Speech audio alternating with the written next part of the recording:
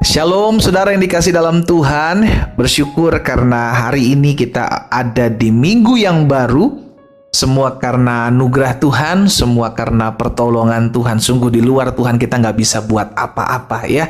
Saudara yang dikasih dalam Tuhan, melalui program Bible and Coffee ini, saya kembali mengajak setiap kita umat Tuhan untuk bersama-sama kita merenungkan firman Tuhan. Karena kita percaya langit dan bumi akan berlalu, tetapi firman Tuhan tinggal tetap. Dan firman Tuhan itulah yang selalu membersihkan kita sehingga kita tidak lagi berjalan dalam kegelapan, karena firman Tuhan yang menerangi setiap langkah kehidupan kita. Mari saudara dikasih dalam Tuhan, kita sama-sama berdoa, kita datang kepada Tuhan.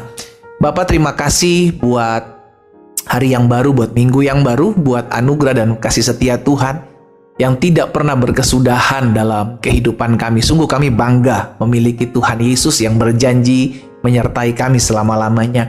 Kami membuka hati kami untuk firman-Mu. Tuhan, sampaikan sesuatu bagi kami. Urapi kami dengan roh hikmat dan wahyu sehingga kami mengerti akan kebenaran yang memerdekakan hidup kami. Dalam nama Tuhan Yesus Kristus kami berdoa. Haleluya. Amin, amin. Puji Tuhan. Nah, saudara yang dikasih dalam Tuhan, ketakutan terbesar orang-orang yang beranjak tua atau beranjak berusia lanjut gitu kan, adalah ditinggalkan.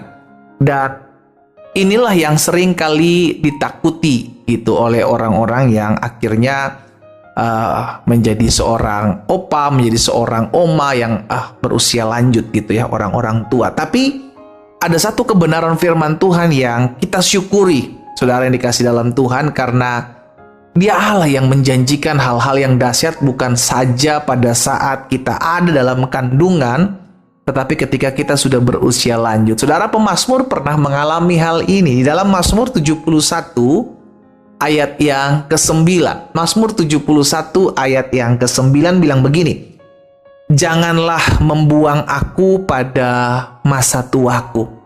Janganlah meninggalkan aku apabila kekuatanku habis." Ini ketakutan banyak orang ketika menghadapi masa-masa tua. Iya kan? Mungkin sudah ditinggalkan pasangan hidupnya yang sudah pulang ke rumah Bapa terlebih dahulu. Mungkin sudah ditinggalkan oleh anak-anaknya yang punya kesibukan masing-masing bersama dengan cucunya. Dan ini merupakan ketakutan terbesar. Tapi hari ini ada kabar sukacita buat setiap kita, orang-orang yang akan beranjak tua. Saudara yang dikasih dalam Tuhan, ini juga yang ditakuti oleh pemazmur. Bahkan di ayat 18, saudara bisa lihat dalam Mazmur 71 ayat 18, pemazmur juga bilang begini: "Juga sampai masa tuaku dan sampai putih rambutku, ya Allah, jangan meninggalkan aku, supaya aku memberitakan kuasa-Mu kepada angkatan ini, keperkasaan-Mu kepada semua orang yang akan datang."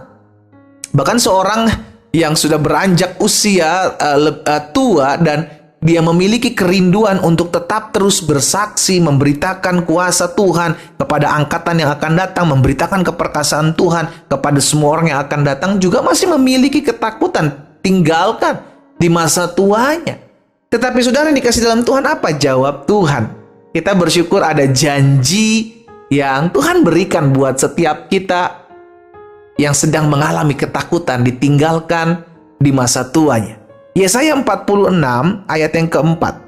"Sampai masa tuamu aku tetap Dia." Dengan kata lain, Tuhan yang kita sembah tidak berubah. Yesus Kristus tetap sama dulu, sekarang, dan sampai selama-lamanya. Yesus Kristus 2000 tahun berjanji, 2000 tahun yang lalu berjanji bahwa aku menyertai kamu sampai kepada akhir zaman. Hal yang sama disampaikan dan tetap up to date sampai hari ini. Sampai hari ini Tuhan menyertai saudara dan saya. Sampai hari ini bahkan firman-Nya, "Sampai masa tuamu aku tetap diam." Allah nggak bisa berubah dalam kasih-Nya. Kitalah manusia yang berubah. "Dan sampai masa putih rambutmu aku menggendong kamu. Aku telah melakukannya dan mau menanggung kamu terus. Aku mau memikul kamu dan menyelamatkan kamu." Haleluya. Jadi ingat, kita yang beranjak tua, kita yang akhirnya sudah ditinggalkan oleh anak-anak kita, cucu-cucu kita, bahkan ada orang-orang yang mungkin sudah ditinggalkan oleh pasangannya pulang terlebih dahulu ke rumah Bapa. Engkau tidak pernah berjuang sendiri, Bu. Pak, engkau tidak pernah berjalan sendiri. Ketika kita menyadari hal ini, kekosongan itu diisi. Ya, karena kita manusia itu makhluk sosial dan kita perlu, saudara yang dikasih dalam Tuhan, untuk selalu berfellowship dengan Tuhan. Karena dia tidak pernah meninggalkan kita. Alkitab katakan bahwa tubuhmu adalah bait Allah. Tubuh kita adalah tempat kediaman Allah. Tempat roh Allah ditaruh dalam hidup kita. Sehingga dengan kata lain, kita bisa berfellowship, kita bisa berbicara, kita bisa ngobrol dengan pribadi Allah yang ada dalam kehidupan saudara dan saya. Yesaya 49 ayat 15 dan ayat 16, firman Tuhan kembali mengingatkan kepada kita, dapatkah seorang perempuan melupakan bayinya sehingga ia tidak menyayangi anak dari kandungannya? Sekalipun dia, seorang perempuan, melupakan bayinya, sekalipun itu anak dari kandungannya, Tuhan berjanji begini, aku tidak akan melupakan kau. Yuk saudaraku, taruh tangan kanan kita di dada yuk. Engkau yang hari-hari ini merasa jalan sendiri, engkau yang merasa hari-hari ini sedang ditinggalkan oleh banyak orang, engkau yang hari-hari ini merasa berjuang sendiri, taruh tangan kananmu di dada. Sama-sama bilang sama saya, aku tidak ditinggalkan Tuhan. Sama-sama bilang sama saya, aku tidak dilupakan Tuhan. Amin. Engkau tidak pernah berjuang sendiri, Pak, Bu, orang-orang muda, engkau tidak pernah dilupakan Tuhan. Yang sering melupakan itu justru kita manusia yang sering melupakan Tuhan. Tetapi kita tidak pernah dilupakan oleh Tuhan. Dan itu janjinya, sekalipun ada seorang perempuan melupakan anak kandungnya, Tuhan bilang, aku tidak akan melupakan kau. Ayat 16, lihat, aku telah melukiskan engkau di telapak tanganku. Tembok-tembokmu tetap di ruang mataku. Haleluya. Ketika kita merenungkan hari ini dengan firman Tuhan ini, ada sebuah kepastian yang kuat, ada sebuah kepastian yang membuat kita tenang bahwa Allah yang kita sembah di dalam Kristus Yesus Tuhan kita adalah Allah yang menyertai selama-lamanya. Bahkan tahukah saudara, Yesus pernah berkata begini, aku akan pergi dan menyediakan tempat bagimu, supaya di tempat di mana aku berada, kamu pun berada. Tuhan gak mau jauh dari anak-anak. Tuhan gak mau pergi meninggal anak-anaknya. Itu sebabnya dia bawa saudara dan saya untuk tinggal bersama-sama dengan dia di dalam kekekalan. Sampai sebegitunya. Berarti bukan hanya ketika kita hidup disertai Tuhan. Karena ini kerinduan Tuhan. Inisiatif Tuhan untuk tidak meninggalkan saudara dan saya. Sampai masa tuamu, sampai rambutmu putih, bahkan sampai engkau kembali pulang ke rumah Bapa, dia ada bersama-sama dengan kita. Haleluya.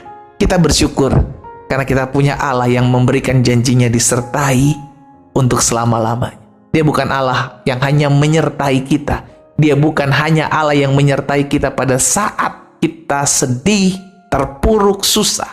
Tapi dia juga tetap Allah yang menyertai kita tatkala kita senang, tatkala kita mengalami kebahagiaan, dia tetap ada bersama-sama dengan kita. Pesannya adalah jangan pernah meninggalkan Tuhan, karena Tuhan tidak pernah meninggalkanmu, saudaraku. Apapun badai hidupmu, jangan pernah meninggalkan Tuhan, karena Tuhan tidak pernah meninggalkan kita. Dan dia berjanji, dan apa yang dia janjikan akan dia genapi. Untuk selama-lamanya dia menyertai kita. Kita berdoa, kita datang kepada Tuhan. Bapa, terima kasih. Kami bersyukur karena Tuhan berjanji menyertai kami selama-lamanya. Di tengah-tengah badai hidup, di tengah-tengah tantangan, di tengah-tengah orang-orang yang berusaha menjatuhkan kami, kami tahu Tuhan tidak pernah meninggalkan kami. Kami disertai Tuhan selama-lamanya, bahkan sampai putih rambut kami, sampai masa tua kami. Tuhan menggendong kami. Tuhan sudah melakukan dan Tuhan mau menanggung kami terus. Bahkan Tuhan sudah menyediakan tempat. Ketika kami pergi meninggalkan kemah di bumi ini, Tuhan sudah menyediakan tempat bagi kami. Supaya di tempat di mana Tuhan Yesus berada, kami pun berada. Bapa, hamba berdoa buat orang-orang tua yang hari-hari ini meragukan, mulai tawar hati, merasa sendiri. Bapa, hamba berdoa dalam nama Yesus, sehingga setiap mereka tetap memiliki damai yang dari Tuhan ketika mengingat bahwa Tuhan selalu ada bersama-sama dengan mereka. Biar damai sejahtera Tuhan ada dalam hati mereka, sukacita dari Tuhan terus melimpah di hati mereka, Dan biarlah mereka selalu mengandalkan Tuhan, berharap kepada Tuhan, mendekat kepada Tuhan. Hamba berdoa dan bersyukur di dalam nama Tuhan Yesus, firman termaterai. Langkah hidup kami semakin hari semakin mempermuliakan nama Tuhan. Demi nama Yesus kami berdoa. Haleluya. Amin.